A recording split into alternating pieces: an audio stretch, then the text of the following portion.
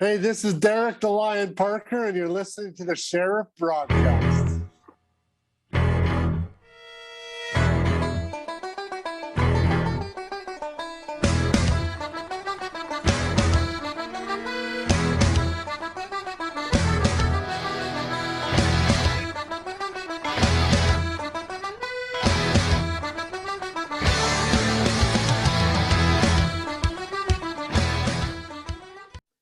Welcome, everybody, to an exclusive episode of The Sheriff.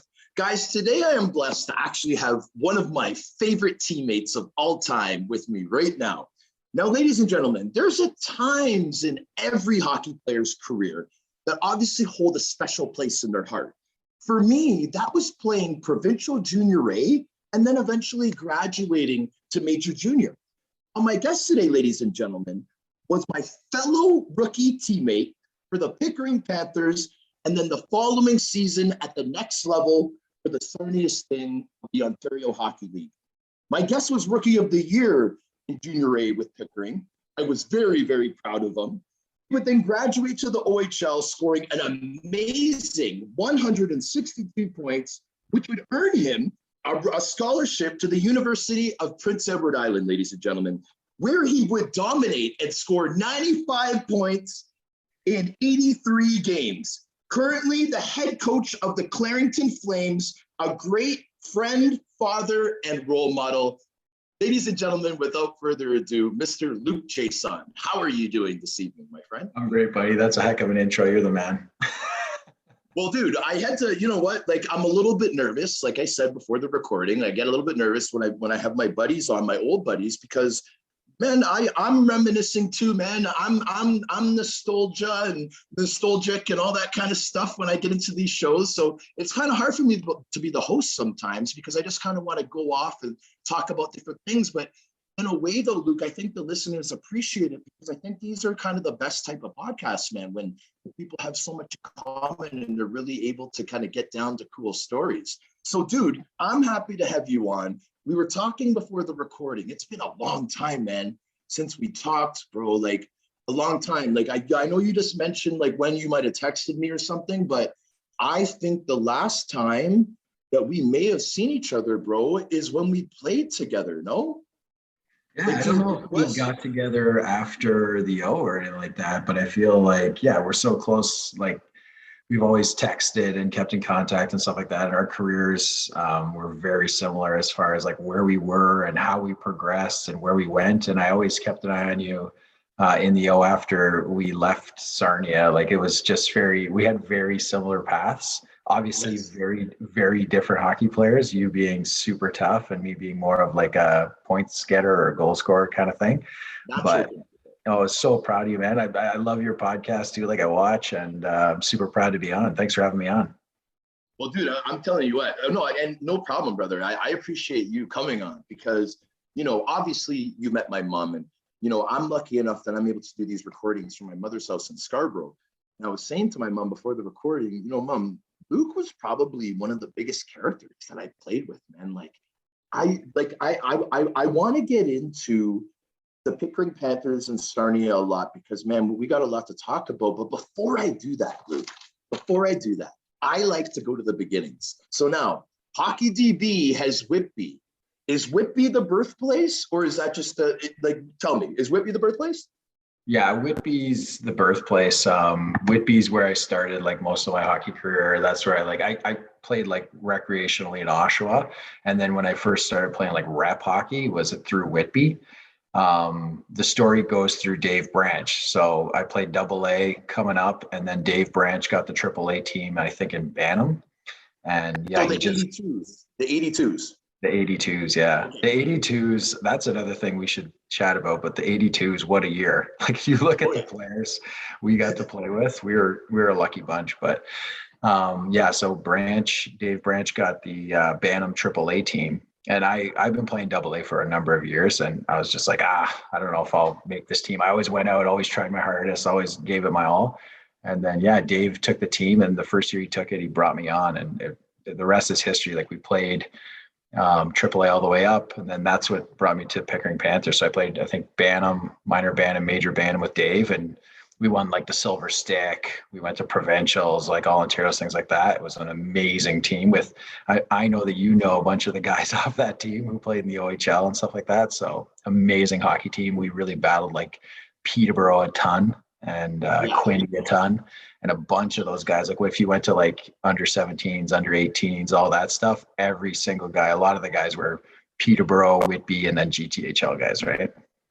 Very true. Now, just so the listeners have an idea, David Branch, is he still currently the commissioner of the Ontario Hockey League?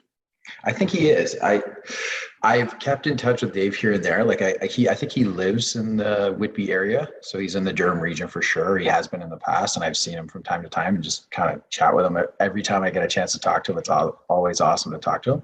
So he was the president of the CHL and the commissioner of the OHL, like when I was coming through. So for him to take on that team was just unbelievable, like hockey knowledge, and he had so many people like at his disposal that he knew of, like the Primos, like Mr. Primo was one of our coaches, and Barkley, his son, who's now like a general manager, like in the league, was our assistant coach. Just a plethora of guys that just made the team and the experience amazing. So yeah, it was awesome to have him as my coach. And then, so you guys were pretty much the same group with David Branch as your head coach all the way up to Bantam, AAA? Yeah, so that's when I came in. I think his son, Kyle, was on the team, but Dave didn't come in till minor Bantam, where he took ownership of the team and was the head coach of that team. Oh, okay. Okay. Yeah. So then, so this is perfect. Now, first off, I'm not going to let you off that easy, because I was going to get to Pickering now, but we can't do that. We got to get into your family, man, because what I'm trying to get at is, one of the things I mentioned before the recording was I was telling, so the listeners know, I was telling Luc how much I appreciate, him being a teammate of mine, because it's so important when you get to that level after AAA, midget, whatever it's called now. I know they changed all the age group names.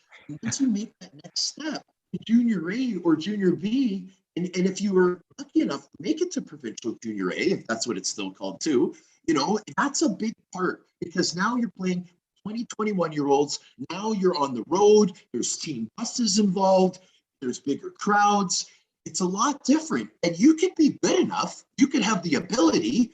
You could be good enough to make it to the next level. But because something doesn't work out for you, because maybe you don't get along with everybody on the team, maybe there's a bully that just really gives you a hard time, a veteran, and that may scare you off. That may affect you. Lucky for me, I walk into a junior A dressing room. I have Mr. Luc Chiasson jumping up, big smile on his face, comes right up to me in the dressing room. Hey, Sean, how's it going? I heard a lot about you, blah, blah, blah. And I felt so comfortable from the first minute, Luc. And that was because of you. And that's a big part in a player's development and feeling comfortable on the team. Can you talk a little bit about that as a coach now? Like, do you agree with what I just said? Oh, I completely agree with that. I mean, I was lucky enough. So, when I came into the Pickering Panthers team, I mean, we had George Trifon, who is just a phenomenal player, and he's actually a local coach now of a team. Yeah, it's so funny now when we get older, right? We see all the same characters, now it's all the kids. Like, I'll see the last names of the girls or boys that are playing. I know exactly, I know exactly whose kid that is, right? Obviously, the last name gives it away, but it's like, I know exactly who that is and why they're so good already, right? But anyway, so George really accepted me. Like you said, I won the rookie or whatever, but it was because of him and Joel Johnson and these older guys that were like 20, 21 years old that really allowed me to come on and just play like myself and be myself. And we had a phenomenal year as a team because, the camaraderie in that group was so amazing.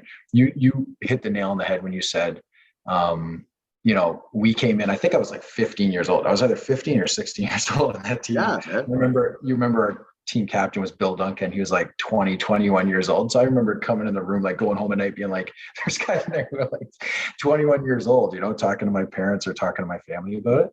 So having a guy like you on the team who was so tough and willing to defend his teammates, was great for a guy like me, right? Who was a goal scorer and needed a guy like you. So it was awesome to welcome you to the team. I was happy to do it. Definitely. Okay, so now we're in Pickering Panther land. So I'm going to stick with it. So now here's my questions for Pickering, Luke.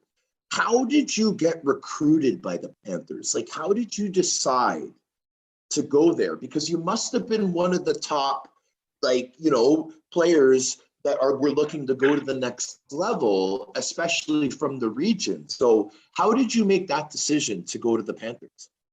That's a great question. If I'm being honest, I can't really remember like which teams recruited and why, but I do remember that obviously Pickering had a phenomenal team. And obviously, when you're analyzing which team you're looking at, I can't remember all the teams. I remember certain players on the Legionnaires. I remember certain players on the Axemen, things like that, right?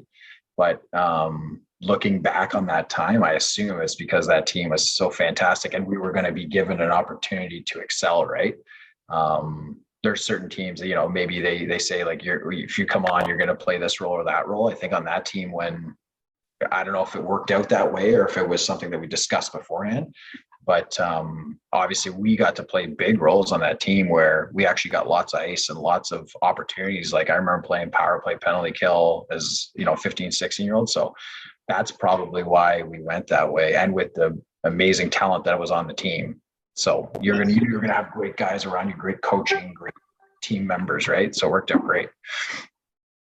And just to add to that, the reason why I was kind of so curious about the recruiting is because, you got to give credit when credit's due. The Pickering Panthers, I'm really excited because I saw the post that you said about how some of us should go to a game, and I do want to go to a game with you, and I will go to a game with you. So I'm looking forward to learning about the current situation with that organization. But ladies and gentlemen, what I can tell you is that when me and Luc Chiasson played for the Pickering Panthers, they were quite the organization. Like they had brought imports from Europe. What was his name? Marcel Rodman? Marcel Rodman, yeah. And that's the thing. Like, there was these players like Jason Lang, I think, played in the OHL. George definitely could have played in the OHL. I think he was looking to go to the US, things like that. I'm not sure where he ended up. Yourself played in the OHL. Farquharson played in the OHL. There's one of the defensemen who had a long career, like played in the A for a long time. I forget his name. Left-handed TJ Kemp played in the AHL. Yeah. So there's other guys. I know McCurry played with us for a bit. He was a local guy who played AAA, really good guy. So there's Poser Kranilovic went on and did really well too. Like he went to school. I think he went to Boston, somewhere in Boston, got some kind of scholarship. Remember Toza Boza? Oh yeah. And it's funny, like you bring up Marcel Rodman. I remember watching the Olympics. He was playing in the Olympics. Was he? For Slovenia?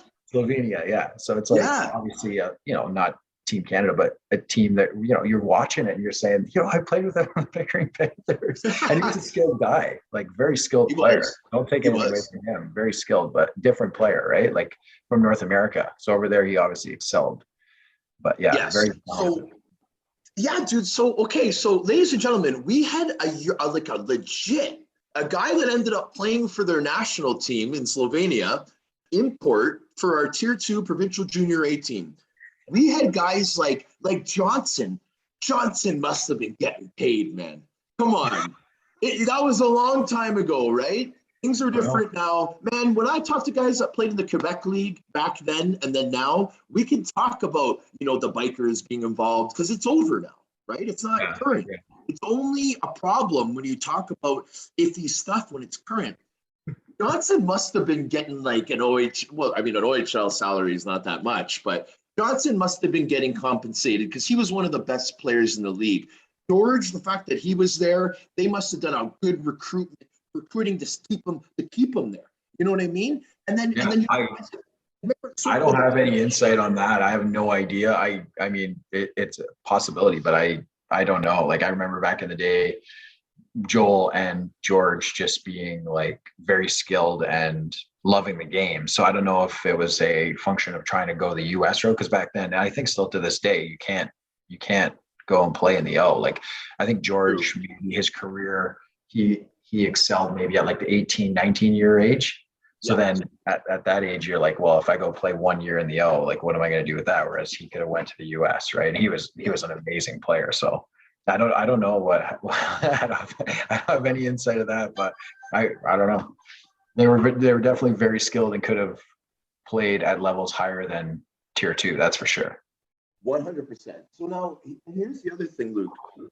The fact that the Panthers did such a good job with managing that team, putting it together, getting all these players, getting all these prospects, like we had a nice group of rookies, man, with like me, you, Ferguson, and others. Like, you know, it was pretty cool. Remember Guthrie in the net, man? And he was That's awesome. You have the greatest memory because sometimes I struggle. Like obviously I played on a few teams. I know you played on a few teams. Sometimes it's difficult, right, to keep all the names of the people. Like remember what team we played on? Like just so many cities and so many towns, right? But you know what's crazy when you look back on it is that think about the turnover. Like I don't know about you. I think you were the same as me. I went there for 1 year. Yes. I went in there for 1 year. We won the provincials, had a phenomenal year, and then it's like, okay, see you later. It's like just a very quick turnover. So they have to be filling that lineup each and every year and recruiting each and every year. So maybe that's why they're so good at it, because the guys like George and Joel who might stick around for 1 or 2 or 3 years, I don't know how long they were there, but those are few and far between from the guys like you and me who want to just go to the next level, right? Use it as a stepping stone. Yeah. So now the other thing with Pickering is the ownership, man. That Boyer, right? And I believe is he still the owner? Michael Boyer? I don't know the answer to that question. I do know that he was a phenomenal owner. Like when we were there, what a guy. Like he had us do you remember he had us at his house for like Christmas parties and like always around, invested in the team, you know, interested in hockey. So it's amazing. He's a local, you know, he owns a lot of car dealerships and obviously a very successful business person, but obviously I think ran that team or hired the right people to run that team, how he runs his businesses. So, I mean, phenomenal ownership. 100%. Now, the reason why I got a smile on my face, Luke, is when you mentioned about Johnson and George Trifon and guys like that, you were mentioning them, I think, in the sense of these were the guys that you had an opportunity to play with, which enabled you to kind of have such an incredible, phenomenal season, like the best season out of anyone else that was a rookie in that league, right? Like it's a big honor. So now going through that season, scoring all those points, like for your like at the time we're 16 years old, what did that do for you confidence wise? Like what high school were you going to when we played for Pickering? What was the dynamics? Like, where were you coming from to come to practice when we had practice? I think I was going to Garnier, St. Charles Garnier. I either went to Garnier or I went to Father Leo J. Austin. Believe it or not, I went to 5 high schools as a kid because of hockey, right? Yeah. So I was fully French Canadian, like growing up in my household. So my mom and dad spoke French to me. Obviously, we spoke English as well, but at home it was French. Everywhere else it was English. But then so you remember this, remember when there'd be like the AA listing, A listing, and B listing of like the draft. Like it'd be like you were ranked in the first round. So like I was ranked like in the first round. And so my parents were like, you better go to English high school because I've never taken like geography, history, arts. The only class I took in English was English. So I took math and French, geography. She's like, and so my mom would say, if you get drafted and you go somewhere else, you better be ready to take all these classes in English. So I think I switched to Leo J. Austin that year because when that draft listing came out, I was high on it. And so I knew I was going to get drafted and I was going to go to an all English high school for the first time. Really? So, okay. So this is really interesting. So where are your parents from? So my parents are from Timmins. So straight up north, Great White North, Northern Ontario. Up north, it's very bilingual. So mostly like half French, half English, but a lot of people in Northern Ontario speak both French and English. Yeah. But your parents, are they Francophone or are they Anglophone bilingual? Oh, Francophone. Okay. Yeah. Wow. Okay. So now let's talk about some siblings here because I want to stick with the family for a little bit. Who are your siblings, man? Yeah, so I just have one brother, my brother Mark. He's 3 years older than me, so hockey player too, athlete, like exceptional golfer. So yeah, I always grew up trying to, be like him and try to, compete with him. So that helped me along too in my career. Just like I don't know, I see it now. So now I coach girls hockey, and I'll coach the boys too. Like my son's coming through it as well. But all of the kids who have a sibling who is an athlete, you can see the younger sibling. It's kind of like the Venus and Serena, right? It's like you just see Venus is so phenomenal. I don't know if you watched that documentary. It was fantastic. And the dad says, like, you're going to be the greatest of all time. Your sister is phenomenal. You're going to be the greatest of all time. So it's like your sibling, if they're already a fantastic athlete, if you're 3 to 4 years younger and you're competing with them daily, I think that's one of the reasons why I succeeded in hockey to the degree that I did. Is that like always, like every day, if I was playing hockey, I was playing against my brother who's 3 years older than me. If I was playing golf, I was playing with my brother who's 3 years older than me, right? And trying to beat him. And sometimes beating them. So like, that's what drives you, right? Of course, man. So Luke, this is starting to make a lot of sense now, man, because like when I walked into that dressing room at that level of provincial junior A, where half the team is 18, 19, and 20, and we're 16, okay, I felt a little bit kind of out of place, man, because, I'm used to being around guys my own age and stuff. But you're used to being around your brother and all his buddies, right? So it was like normal for you, right? To be playing with older guys when we got to that level? Yeah. I think if I'm speaking frankly, I was probably just as intimidated as you were, like at the start, right? I think like yourself, once you start to get success. So like that year, I think, I forget what it was, but we both did well. 99, 2000. Yeah, no, I just mean like points wise and stuff, like, like as a scorer, like for you more as like a D and like a fighter and stuff, your success is, like battling and getting the ice time and fighting and all that, where my success is like, am I putting points on the board? Yeah. So I think there I hit the ground running. Like when I got there, I was playing big minutes and I was playing with the best players and I was scoring. So right away I was comfortable. As soon as you start getting that ice and you're successful, that's when I'm like, hey, I'm feeling comfortable. But like, as you know, right, the career path like does this and that. So like when we went to Sarnia, for instance, right, when I got there, I think we were like similar rounds, right? Third round, fourth round, something like that. 2 and 3. Yeah. Both the same round?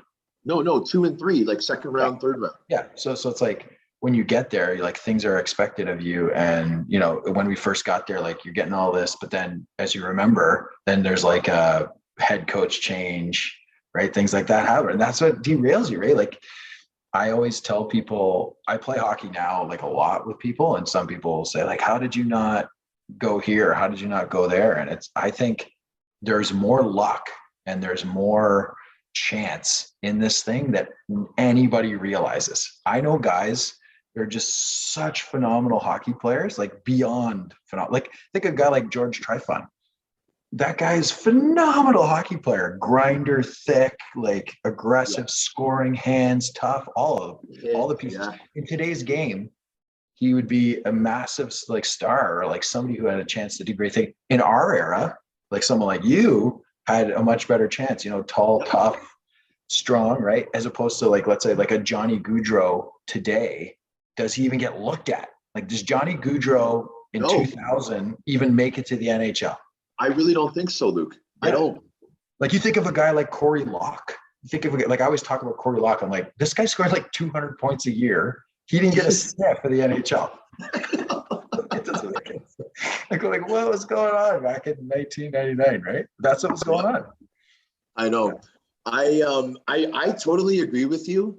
At that time, like for me, Luke, because I was 6'4", that was a huge thing. I would always hear things like, you can't teach size and all this kind of stuff. The game's different now, man. It doesn't matter how big you are. It's how quick your feet are. And if you're going to get to the puck quicker than your opponent. Yeah, absolutely. Right? Yeah, like a guy like Mitch Marner, right? Like he's phenomenal hockey player, unbelievable hands. But in our day, I don't know. No, right? I don't like, think, yeah, man. Say like, oh, he doesn't have the size or he'll, whatever. But like just a phenomenal athlete and hockey player, right? Yes, buddy. So now what I want to get into now is obviously we were drafted the same year. Our draft was in, the then Brampton Battalion rink in Brampton, right? So I want to talk about that day a little bit, right? I want to talk about that day. So tell me how that day was for the Chiasson family from the morning. If I'm speaking frankly, it's going to come off bad, but I was expected to go higher. Like I was expected to go pretty high. And you were rookie of the year. Yeah, it was right? It was a tough day. Looking back on it now, like my parents, we always joke around, like they never told me when I was young, but they had calls from like various coaches and agents and managers and stuff like that. My parents weren't hockey people, right? Like now you, with all your experience, or myself having gone through it, like I could give good advice to my kids or like say the right things. Or my parents might have said like, oh, he won't go to that team, or he, not in a negative way or rude way, but just like, oh, we'd really like him to do, where like you just say like, I'll go wherever, I'll play wherever, I'll do whatever, right? But yeah, for the day I thought, but I was super happy to go to Sarnia. Like I was super pumped to go to Sarnia because one, you were coming with me, right?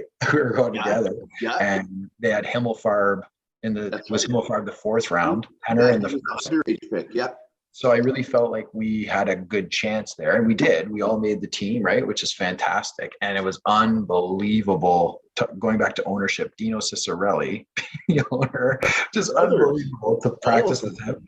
I don't know if so for me, I was really lucky in that I don't know if he took a liking to me or whatever, but in practice we would do drills together and stuff. It was just amazing to think about. I'm a big study of the game.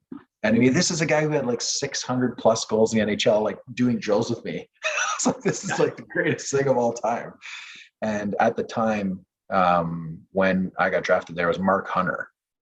So it was unbelievable. I love Mark Hunter. We got along great. Unfortunately, it didn't work out there, right? And that's where I think, things were a little different that year for me, right? I agree with you. For the listeners, Mark Hunter was the coach and GM of the Sarnia Sting, and that was the team that me and Luc got drafted to and went there and made the team. And man, Luc, do you remember how hard those practices were with Hunts? People have no idea. Do you remember going to a different team and then realizing how messed up those Sarnia practices were? Remember training camp?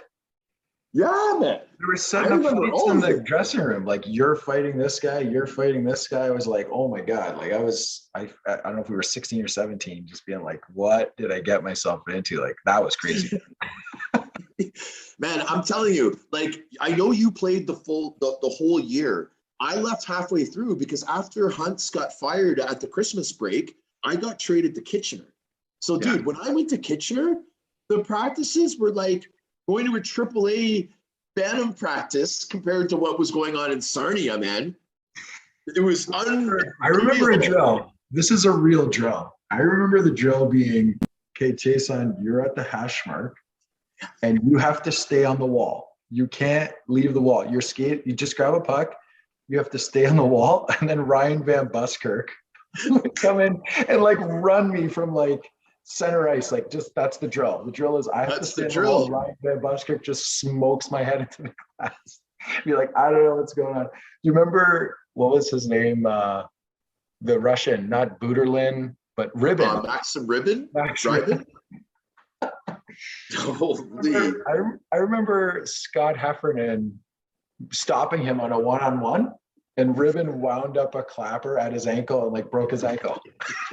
It's just craziness. It's I don't know what's going on here, but it was intense, man. Intense practice. So, because we're talking about Sarnia, I just there was one thing I forgot. I don't know how I passed this, but to go back to the draft and getting drafted by Sarnia, right? Now, you have to remember at that time, some of us are 16 and some of us are 17, right? When we get, because it's in the summer or whatever, right? So I'm October, so I'm not 17 yet. Yeah.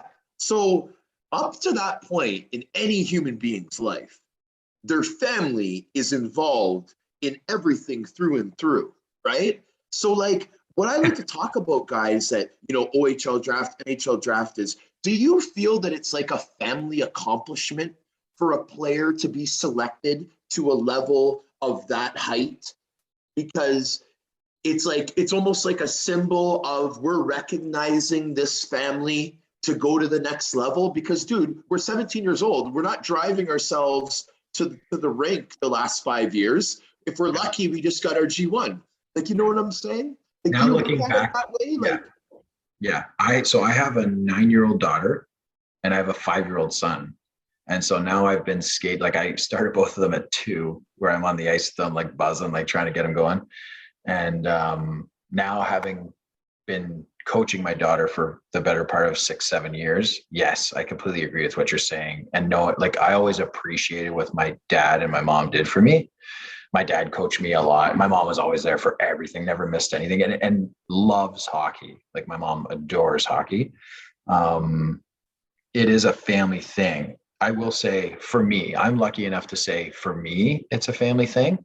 I do think that there's a lot of, like I had a phenomenal, growing up, phenomenal household life, phenomenal, parents. yeah.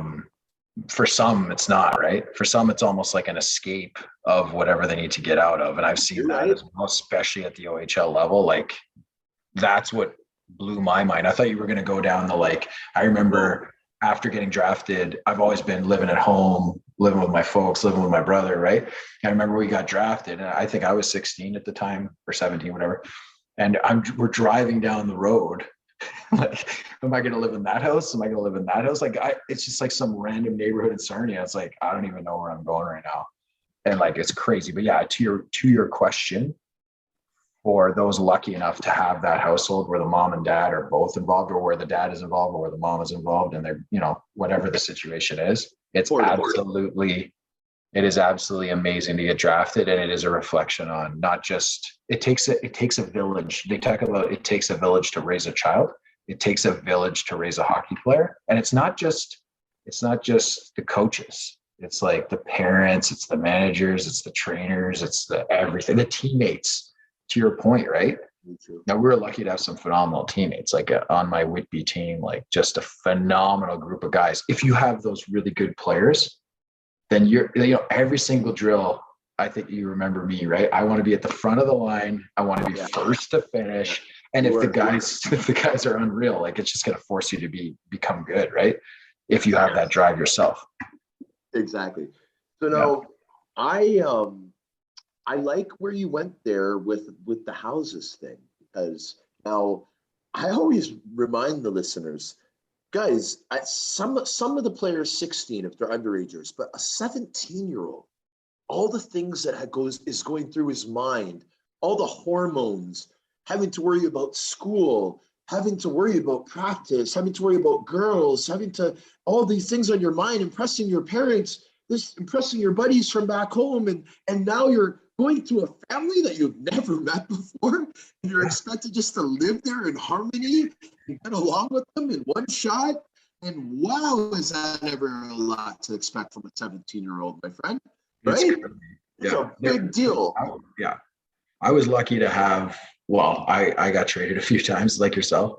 Yep. I was lucky to have good billets. I mean, everyone has, better billets than other billets, you know what I mean? But for the most part, for the vast majority of billets, they're all in it for the right reasons. They're doing it because they love hockey, because they want a good role model for their kids, because they love the local sports team. So I was really lucky, and like some of my billets came to my wedding, like, you know what I mean? Like it was a phenomenal, for the most part, a phenomenal experience at most places. Lucky like this. Yeah. The billet family from Sarnia, they came to my wedding. Wow, man. So, okay. So so it was that set of billets, or did you say 2 sets of billets came? Well, as you know, I played on 4 teams, right? No, I know. Yeah. So was it 2 sets of billets? Oh, well, yeah. The billets, well, that makes me feel bad. But the billets from Sarnia came to my wedding, and the billets from Guelph the billets from Barrie came to my wedding. Right on. No, the reason why I asked, Luke, is because everybody, bro, that I have on that played Major Junior, they all have, their favorite billets, this, that, the other. The fact that more than one set came that just means that you really get along well with people, man. Like that's a credit to you, buddy. You know what I'm saying? Like most guys have like one set of billets that they liked and they hated everybody else. Like, you know what I mean? So you're a likable guy, my friend. That's very, very good, man. I like that. I like that a lot. It's a lot easier for the kids to, like, when I talk about the kids, I talk about myself, you know, when you're having a good season, right? If you're having a good season, you're getting the ice, things are going well. It's a lot easier with that build situation. It's very difficult sometimes when, you know, let's say you're having a bad season or getting, you know, sat or whatever, you know, is going on in your personal life, other things are going on. It's very difficult to be away from home, especially at that age, right? Like people think, you know, people watch the OHL. When I go, so my experience in the OHL, I don't know about yourself. When I was in it, I felt like, dude, I'm like 30 years old, you know? At the time, you think like, oh, all these guys are so old, right? Now I go, I'm almost 40, I'm 39. I go to an OHL game, these are kids out there. They're like 16-year-old kids. They don't even have facial hair. Like they're out there like buzzing around. It's unbelievable. They're children. They're literally like kids that I would like give them a high five, you know, be like, hey, good job out there. Good job, Johnny. You know what I mean? They're not grown men. Like it's unbelievable the way back then, I think the coaching was very different than today. The coaching then was like, to your point, we were 16. You went into some foreign city that was like 4 hours away from your home. And you were just expected, like, you're a dude, like just this adapt. Adapt, like go to school, do your stuff. I don't know, just show up, go. And this is the road, like where the bus leaves at 4. Like, I don't know. Right? You're like, I don't know. I don't even know how to cook, you know, like I hear you, man.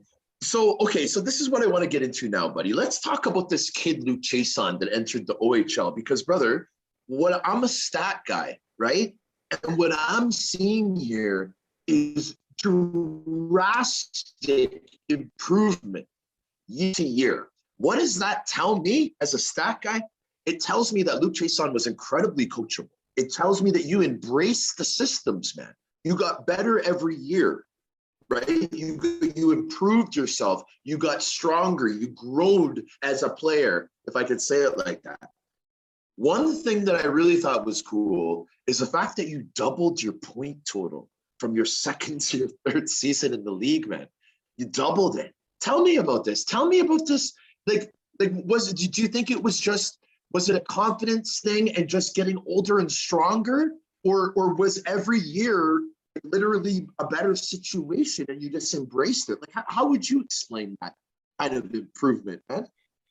Stats guy. So like now what I do for a living, I'm a chartered accountant. So like my whole life is numbers, and it's amazing that you're catching it. Like it's interesting to chat through it. But my view is that on my career in the OHL or whatever is that it's ice time. Like it's the opportunity. When I went to Sarnia, I remember, like, it's funny, you know, I don't know if you have these moments. I have these moments in time where I can remember, I have a good memory.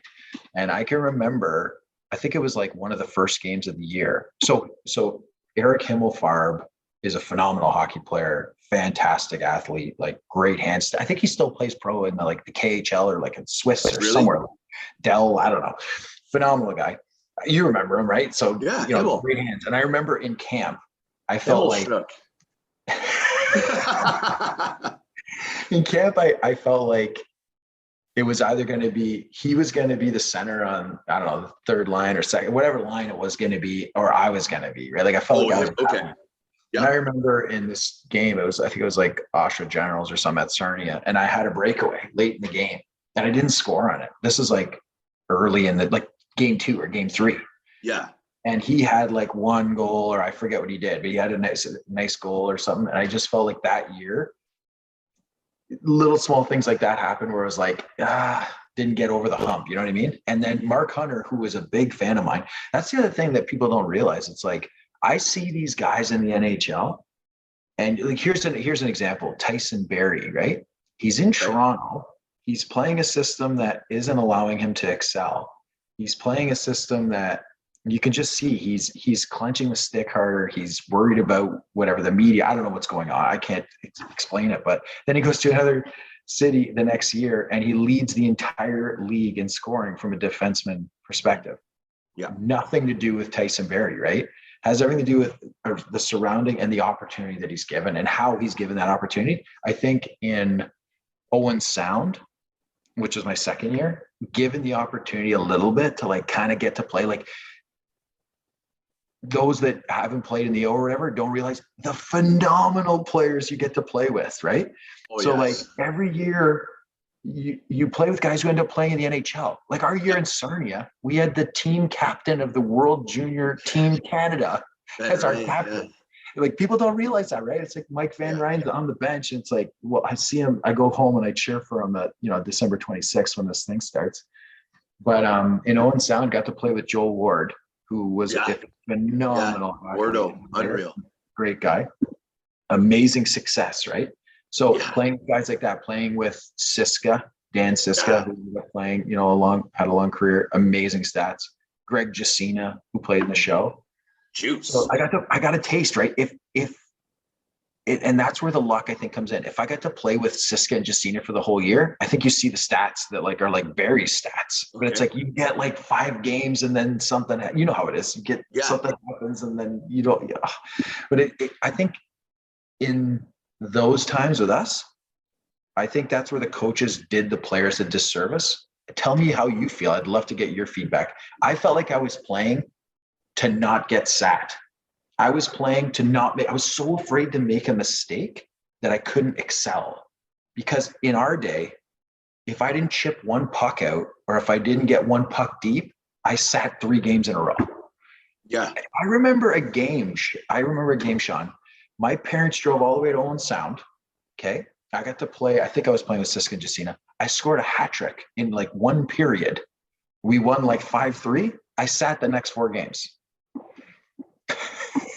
Really? No sense. And your parents were up? Like were they?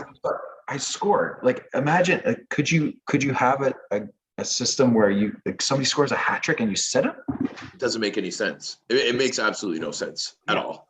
Right? In Guelph, like finally got to like play where I felt like I'm not getting benched. Like I'm going to play tomorrow. You felt like a regular, like a regular. I'm 19. The coach knows that I'm here. I'm trying my hardest. I'm gonna play tomorrow. Then you can actually like, hey, now I can take that extra second, make a move because he knows that I'm not gonna turn it over. Like, you know what I mean? I have the chance to actually do something. Oh yeah, that was a huge shift for me. So now it's funny that you mentioned Guelph because like Guelph and Barrie were 2 seasons that you were really, really an elite player in the league, right? Like you were putting up huge numbers, Luke. So now with Guelph, didn't you guys have like quite the playoff run when you were in Guelph? Well, it's kind of 6 of 1, half dozen the other. So we ended up hosting the Memorial Cup. So we played that year. Okay. So it was a phenomenal year. We had a real push. Like the way the OHL does it, I think the CHL does it, is you have to be ranked like top 5 or something, top 10. There's some ranking system where you have to be in the top 10 in the country or whatever to even be able to like bid on it. So the first half of the year was just like full throttle. That team was unbelievable. Like we had Kevin Dolman played in the NHL, Feder Tootin played in the NHL, Dan Paye played in the NHL. Was Jansen's there that year? Cam Jansen? No, Cam Jansen's? No, he wasn't there. Okay. But like phenomenal players, right? That just what a power play, and the coach was Jackson, phenomenal guy. Analytics guy, like would tell you like, Luke, you had 5 scoring chances tonight that I expect you to have 3, like great game, keep it up, right? Just clear cut, this is what you're doing. So we had a fantastic start of the year and we ended up winning the bid to win the Memorial Cup. So I felt like that I don't want to say drained us, but like the first half of the year was like everything. Then we knew we had it. In the playoffs, I think we lost in like the 2nd or 3rd round, but we knew we were in the Memorial Cup as the host and we lost in the semis. But that was one of the greatest experiences to play. So it was a great run. Oh, phenomenal. Yeah. Fantastic run as far as like playing in that tournament. I wish, you always want to like win your way in, but we hosted it. So, yeah. It's pretty sick, man. Nice arena too, eh? Oh, unbelievable arena. I always felt like I always felt like the Guelph Strom Arena was a mini NHL. I always said it was the lower bowl of an NHL arena, same characteristics, same quality, scoreboard. Like back in the day when there wasn't these scoreboards, they had it, you know what I mean? Yeah. And they had like the entertainment value at all the intermissions. They had the music, they had the entertainment, they had all kinds of game stuff going on. It was a mini NHL without the upper bowl, but it was a packed, like it was like 4,000 or 5,000 every night. Phenomenal thing in Guelph. Believe it or not, no one will ever believe this, but it's a true story. I was a defensive player for Jackson. So me and I don't know if you remember Sean Hennessy out of Peterborough. Oh yes. We played pure penalty kill. So if there was a penalty kill, play like a minute and a half of the penalty kill. And then I could do some offensive, like with a slight offensive, but it was like Dustin Brown was the offensive threat. Marty St. Pierre, you know what I mean? Like just there was phenomenal talent on that team. So took a different role that year. Hey man, I mean, you still put up huge numbers, buddy, but it wasn't as much as your last season in Barrie. Yeah. So now, ladies and gentlemen, this guy had 38 goals. So you had nearly 40 goal season, Luke, right? In a step away from the NHL, you're scoring almost 40 goals. Who were you playing with that year? Was it the same guys most of the year? Or? Well, that's the thing, right? That's what I mean as far as that stepping stone to you have a line now, you know? And I was lucky, BJ Crombie was my right winger who played, for St. Louis Blues and Tampa Bay Lightning. Phenomenal guy, huge presence, tough player, good size, you know? But really it was ice time. Like it was if there was a power play I was on, if there was, 5-on-3 I was on, if there was last minute I was on, and Bud Stefanski was the coach. And we had Himmelfarb again on that team. So another good rink. Oh, fantastic rink. Molson Center, right? Unbelievable rink. Yeah, great quality. You had the whole restaurant all at the one end, right? And the banners everywhere. Like it's so cool. I loved playing there. Speaking of, you mentioned Farquharson earlier. He sent me a photo because there's banners of like the top goal scorers. So like I'm on that list or whatever, like near the bottom. Yeah, man. Like I forget who's on it, like someone for the Winnipeg Jets. But it's just like it's so great to be a part of that culture, right? And again, talking of the ownership group, those guys, phenomenal, right? Really, eh? Yeah. So now let's talk lists a little bit. So now, do you know like what the highest goal scorers for a Barrie Colt in a season?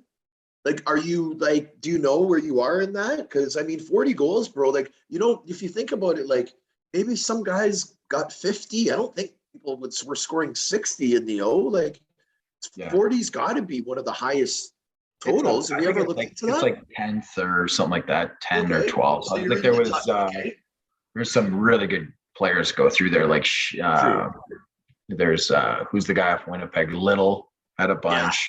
Yeah, he ripped it up. Henderson. There's another guy in Winnipeg. I can't think of his name, but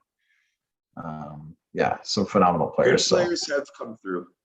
Yeah, 100%, buddy. So dude, this is where I'm very curious because I love asking guys like you, Luke. I like it because I know that there's a base of listeners that are around the age that have to make really big decisions in their career. You're coming off a 38 goal season. That was your overage season, correct? Overage, yeah. Yeah. So you're 20 years old. You score almost 40 goals. You must have had options. It's decision time. Tell the listeners how you went through that process to decide to go where you went, where you found much success. But I like to hear about the journey to getting there. I think it had to do with my relationship with my now wife too, was a big factor. Wow. So my wife, Melanie, we dated since grade 10, grade 11, summer of grade 11. So we've been together 23 years. So, you come back to Sarnia. We were together in Sarnia, right? I remember the name. Yeah. So I think of it this way, think of it from her perspective. So I go to Sarnia, then I go to Owen Sound, then I go to Barrie, then I go to Guelph, then all that, like, you know what I mean? So then after the overage season, it was like, do you try to go play in the coast or play in the A or whatever, And for me, I was lucky enough that I had really good billets, that I had really good parents, that I had really good mentors. And in Guelph had a really good teammate in Dustin Brown, who was like he was very focused on his career and had phenomenal success, way more talent than I ever had. And like he had the ability to go to that next level, but still very focused on his education. And so someone like me watching someone like that, I was also very focused on my education. And so at that time it was a decision of like, I say it related to Melanie, but then I ended up going to PEI for 3 years. So I don't know how much related to that, but had to do with, I never wanted to be, I knew that if hockey wasn't going to be my success, I knew that I could be successful in the world of business or finance or something, because I had those tools.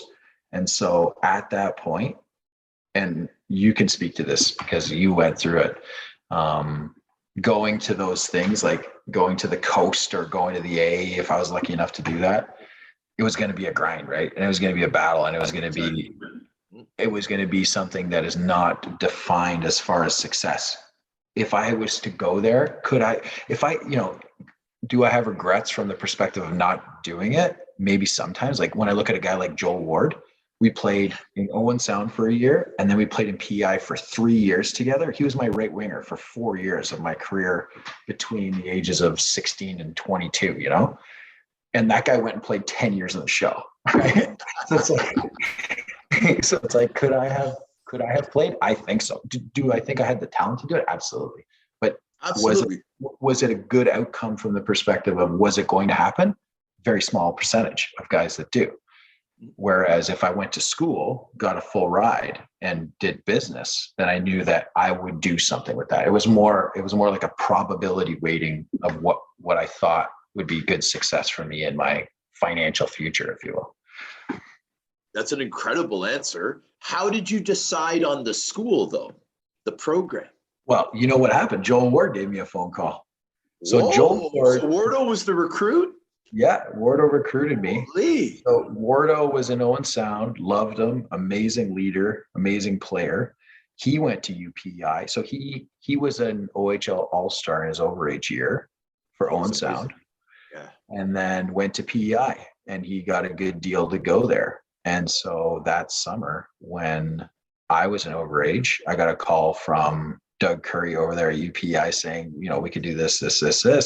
And then right after, I got a call from Joel being like, come on, come out here. It's awesome. Great place to be, great school. And so that's really what sold me on it. I was going to get to play with Joel again, get an education, and got a fantastic deal because as you know, the OHL pays you a certain amount for every year for school. And then the school kind of covered the other side. So I got a full ride. Dude, so that's a pretty good option. Pretty good. So here's sarcastic. It's an incredible option. Yeah. Got really lucky. I think always worked hard in school and always worked hard at hockey. But one of my good buddies is Brian Bickle, who lives close by. And I always say to him, you went and had a phenomenal career, and I went and did accounting, and we ended up in the same place. Hey, there you go, buddy. I know. Yeah. Hey, you trust me. I've played with guys like Luke. I can't even say a cup of coffee. A better description would be a sniff of the show, right? I got called up, and it was just a sniff. I didn't really play. I got a sniff. Okay. I know guys that played a couple hundred games that made a lot of money, and they're not doing well, bro. Guys that decided to go Canadian University and get their education, like you, are doing extremely well. No, absolutely. So yeah, I think it takes a lot out of you because, like I said, I'm a numbers guy, and so when I put it all on the board, it is taking away. If you go play in the coast or you go play in the A, if you're good enough to play in the A, maybe you should go give it a shot and give it a couple of years, right? Maybe give it 3 years. If I had a son or a daughter that had the chance to go play pro hockey for 3 years, I'd say, okay, give it 3 years. And that's it though. I'd write out a contract and be like, we're agreeing to this timeline. Because what ends up happening is you go to the coast, and then maybe it takes a year or two before you even get a real shot to actually excel. Then they're like, okay, now you're going to play like second line, third line for 2-3 years. Then all of a sudden, okay, 5 years, you're the first line guy. And now you're getting, you're saying you're getting 30 goals or whatever, but you're making what? And now all of a sudden 10 years of your life has gone by. Yes. And Valuable now I'm years. done with hockey, or you get cut or you get injured. And then it's like, now what? Right. So that's what I never wanted to be. I never wanted to be someone who was like really good at hockey that then it was detriment in the end. Right. So that's why I made the decision. And it was a very smart decision, buddy. And I love it when like there's these success stories, because man, it's so cool to be able to go to university, be a part of an incredible program. You're not only growing as a young adult, but man, just there's no negatives in it, Luke. And that's why I explain to the young guys, you guys have so many options. There's nothing but excitement to be having right now. You know what I mean? Like, don't be getting down on yourself. You guys could, please. Look at the example that we just talked about, Joel, right? He went to university. He went to university for 3 years or 4 years. I was there for 3. I think he was there for 4. Really? And then he went and had a cup of coffee with the Minnesota Wild. Yep. Played in the A for Houston, and all of a sudden, 10 years. So like, I always tell people, it's funny. Like like I said, my daughter's 9, and some people will be like, "Oh, you got to get in this program, or you got to do that, or you got to do this." It helps. Like any kind of development, you can get any extra ice you can get. Obviously, it helps. But the players that are good enough, the players that have that drive comes from within, they're going to get noticed, right? Someone's going to be watching sometime, be like, "That kid's unbelievable," right? You're going to get noticed. So like Joel is an example, right? He was at UPEI playing hockey, and he got noticed, right? Like, this guy's amazing.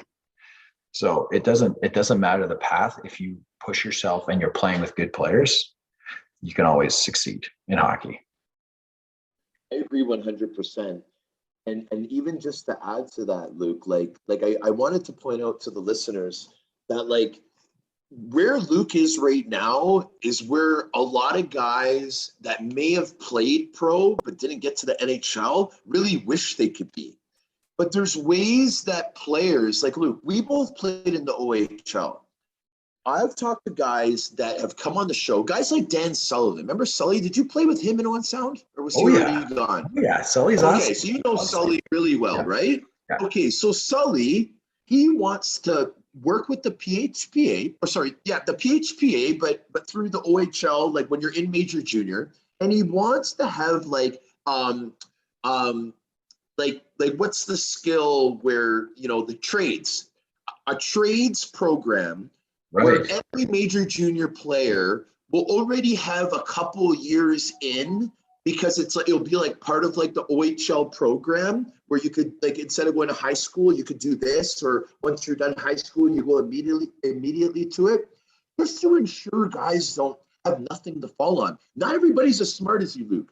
Not everybody makes as good decisions as you, right? So people mess up. Like, they might have the same similar skills and opportunities to be successful as you, but they go down the wrong path. But if they have something in their back pocket, like a school package in the OHL or the trades program that they took, it'll be better for them. Do you think there should be something for the OHL guys, like other than the school package, for them to follow that way? Absolutely do. It'd be a phenomenal thing. Like I said, and that's what I was talking about earlier, was that I come from a phenomenal upbringing. I come from parents that are looking out for me. I come from people who are having these in-depth conversations with me at 19, 20 years old. A lot of these guys, when we were playing, I don't know how it is now. I don't think it's the same now, but you can speak to it as well. When I was playing, like there were kids on my team that were alcoholics. Yeah. There was not one team that I played on in the Ontario Hockey League that didn't have at least one DUI on it. And I mean a significant one that I heard about, and that things happened. So back then it was a very different scene. And I think that's what opened my eyes to it as well, was that I don't want to go down that path. And if Sully or anyone like that wanted to do a program like that, if it can get funding and if the financials make sense and all that, another thing people don't realize, there is a lot of free time when you play OHL hockey or whatever. You're going, a lot of the times you don't get a full class load. So you're doing 3 classes or you're doing whatever. Why can't you then, and maybe, it could be on a voluntary basis, but I'm sure a lot of the guys will take you up on it to get an electrical certification or get a drywall certification or get a plumbing certificate. And the trades now, you make more money than I know. That's what I mean. Phenomenal idea to do that. 100%. So, I mean, that's great. And the reason why I brought it up is because it's kind of part of the topic of what we're talking about. And Chase, what I've realized is with this platform, the only way to really create action is from awareness. So we have to talk about it. From the awareness usually comes the action. People just start talking about it. Yeah, that thing that Chase and McWhorter were talking about the other day, blah, blah, blah. And then just kind of snowballs from there, right? So I always want to kind of bring up positive things like that whenever it's a similar topic. But now, brother, another positive thing is Coach Chiasson. Yeah. When did Coach Chiasson title start? That's the best, man. It's my favorite thing in the world. Like, well, as soon as Annabelle was 3 or 4, my daughter's name is Annabelle. She was, when she took a liking to it, I just was like, I'm all over it. You know how I am. So I was just in there like a dirty shirt, just like, yeah, let's do this drill, let's do that drill, whatever. And then last year, I was lucky enough to coach the Clarington Flames U9 Tier 1 teams, which is the highest level. AA is the highest level for that age. It was amazing, man. Unbelievable. So much fun. The girls, like, just phenomenal listeners. They listen to what you're saying. They're engaged. They're happy. We went undefeated, man, regular season. Undefeated. So is it different with the politics and the craziness with the parents from the boys hockey to the girls hockey, or is it the same? I'm still in the infancy phase, right? I'm still in the infancy phase where this is like the first year. So Annabelle made it last year, and then this year she made it as well. Like, so it's like 2 years at a time. So for girls hockey, so far from what I've seen, it's like U9, then U11, then U13. So you kind of skip. So you either try to make it as a minor and then make it as a major. And then if you don't make it, you go down a level, things like that. So far, from my experience, the parents have been nothing but phenomenal. No issues whatsoever. Everyone's super happy. Yeah. So far, no issues. I mean, I'm sure it was the videos, though. I see the videos. Things happen. Yeah, exactly. Exactly. And it was a different time, I think, when we were in minor hockey, man. Like, I think it's way worse now. I think it's way worse. Really? Okay, but Chase, what about remember there'd be fights? The parents would be fighting, and stuff like that go on now? I don't know. I haven't been a part of it, but like in the news. I'm talking real physical. Like, we're seeing buddy's dad get punched out, and we're trying to get the puck out of our net. In the news last week, there was a fight, like, with a kid and a parent. Like, it was just, I'm just like, oh my gosh, like, has nothing to do with our organization, nothing to do with our team or like that, but another team, another city, local. I'm just like, this is out of control. I saw a hilarious, like, meme on Instagram or Facebook or somewhere. One of the parents was saying, I realized today that my kid's not making it to the NHL. Like, it's like at like 8 years old. People, yeah. So far for me, my experience has been nothing but great, but I can totally see how some people take it very, very seriously. And it's, it's your child. So obviously you're going to take it seriously. I mean, I take it seriously too. Like, I want my kid to succeed and I want her to have the best time and learn and grow and build friends. But yeah, there's a difference between anything physical or, like that there's no place for that. So now how am I pronouncing it? Is it Annabelle? Annabelle, yeah. Annabelle. So now, is Annabelle a little Luc? Like, does she have the same moves? She had a good year, man. She's a sniper. Is she better? Like, what's going on? You're not going to go there? Is that what you said? No, I just said, yeah, she had a good year. She's a little sniper. Like, she did well, but it's like anything, right? Like, this year is her major year. So the next year it'll be very, very difficult, right? The competition gets better, it gets more competitive. The size is huge. Like, we'll see. It's very, very early. She's a good little player. I'm super proud of her, but long way to go before anything like that. But yeah, she's definitely, like, she's a forward, she's a center. I obviously like tried to make Is her she wear like, is she a left shot? she's a left shy, yeah. Oh, okay. Right on, man. I tried to get her to wear number 9, but she likes 18, so she's Is 18. she? 18, eh? Right on, bro. That's she's awesome. She's born on January 8th, so that's how she went that one. So Oh, okay, cool. yeah. And what does the wife think about the kids playing hockey? Does she love it or what? She's all in now. She's all in. I think early, like when we first started. So when you go from like initiation or house league or whatever, like in the early years, right? And then finally, if you're lucky enough to make a rep team, all of a sudden you get the schedule and it's like you're on the ice Monday, Tuesday, Wednesday, Friday, Saturday. You know what I mean? At first she's like, "Holy man, this is," But now she's like a room mom and she's Oh, yeah? she helps with everything. Right on. It's awesome, man. Yeah, she loves it. That's so cool, dude. That's so cool. Yeah. Another thing that's cool, bro, is our old team, like how well they're doing. I mentioned earlier in the episode that I really appreciated the post where we all had comments in there and we're replying to each other. And I guess since we played on that team, that the Pickering Panthers haven't been as successful until this season. Is that what happened? Did they beat our point total? There was something. Yeah, I think we had the highest point total as far as like wins and losses. Yeah, or and they like beat us this year. They beat us. Like, yeah, but think about that. That's amazing. I'm super proud. I had no idea we had. It was a long run. Yeah, that's got to be, what is that? 22 years. 24 years. 24 years. Holy smokes, buddy. Yeah. So are we going to a game? Let's get everything fired up, man. I saw a post for game 3. I think that might have been tonight, though.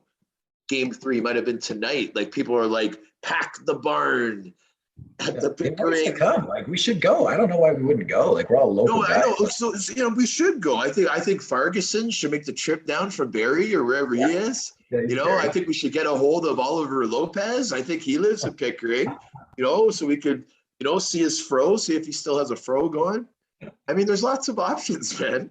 I know Doug Carr, my defense partner from that year. I'm pretty sure he's local. All these guys are on my social media. I know they're on yours too, man. We got to get a hold of some people. We got to jump on the bandwagon for the Pickering Panthers. I'd love to go, man. That's in our blood, man. Do a ceremonial puck drop. Let's do it. It'll be fun. Like, I think that we should go in the room. We should fire up the boys, right? So you guys beat us. We are point total. You guys better win everything now. If you guys don't win, you guys are done. We're going in there. We're firing up the boys. We're doing whatever. We're guaranteeing wins for Pickering. We got to bring some energy. But really, it's just an excuse to hang out with my old buddy. You know what I'm saying? Luc Chiasson. The awesome buddy. Right? But I got to put you on the spot, though, Luc, because I know obviously we're busy guys. If we could, we go all night. Would you be willing to come back for a part 2, my man? Yeah, man. Anytime. I'll chat with you. I had a lot of fun reminiscing through this stuff. We have a lot of other stuff we need to talk about as well, brother. But you know what I mean? That's the point of the part 2. Always willing. Anytime. It was a pleasure, man. I had a blast. Yeah, no, I appreciate it, buddy. I wanted to also give a shout out to your wife, man, because the little comment I made before about, I remember the name.